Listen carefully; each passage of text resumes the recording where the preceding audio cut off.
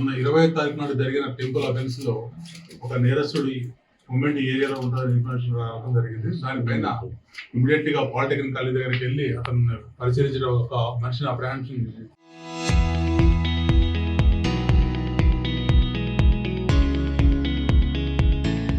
చేయడం జరిగింది. అతను పట్టుకోవడం జరిగింది. అతను పట్టుకుంటే అతను పాత నేరస్తుడు. గతంలో మన అనపరెడ్డిపల్లి, చంద్రగుండ, సుజాత్ నగర్, కూటం లిమిట్స్లలో మొత్తం 6 అఫెన్స్లు చేసిండు. ఇప్పుడు 2 అఫెన్స్లు, మొత్తం 7 అఫెన్స్లో ఉన్నాడు. ఇతని పేరు తెలుసుకునగా మడెం భద్రయ్య. ఇతని నేటివ్ ప్లేస్ ఒరిస్సా. ఇక్కడ గుత్తికోయ ఏరియాలో కూడా మన గుత్తికోయ ఏరియాలో నివాసం ఉంటూ ఈ అఫెన్స్లు చేస్తున్నారు. ఈ విధంగా అనేక ప్లేస్లలో ఇతను టెంపుల్ అఫెన్స్లు, మేజర్గా టెంపుల్ అఫెన్స్ చేయడం జరిగింది. దీంట్లో పోలీసు వారు సిఐ గారు మరియు ఎస్ఐ గారు ఇమీడియట్లీ వాళ్ళని అప్రహెన్షన్ చేసి అరెస్ట్ చేయడం అనేది జరిగింది. దీంట్లో వాళ్ళందరూ కూడా అప్రిషియేట్ చేయాల్సిన విషయం. అంతేకాకుండా ఇంకోటి ఏంటంటే ప్రజలందరికీ మేము చెప్పదలుచుకుంది ఏంటంటే దీంట్లో మెయిన్ క్లూ మాకు ఒక సీసీ ఫుటేజ్ ద్వారా వచ్చింది.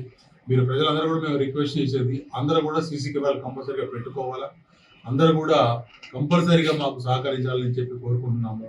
ఇట్లా సీసీ కెమెరాలు ఉంటేనే ఒక సీసీ కెమెరా ఈక్వల్ 100 మంది కానిస్టేబుల్కి సమానం ఉంటుంది. కాబట్టి మేము ఈ విధంగా ఇన్వెస్టిగేషన్లో ముందుకు తీసుకొచ్చిన సిఐఎస్ఐ గారిని మరియు మాకు సహకరించిన వాళ్ళందరూ కూడా అదేవిధంగా ఈరోజు సీసీ కెమెరాలుగా పెట్టి ఈ కేసుకు ఒక లీడింగ్ ఇచ్చిన వాళ్ళందరూ కూడా మేము మా పోలీస్ తరఫున నేను యాజ్ ఏ డిఎస్పీ వాళ్ళందరికీ అభినందనలు తెలియజేస్తూ మా వాళ్ళు కూడా అప్రిషియేట్ చేస్తాను.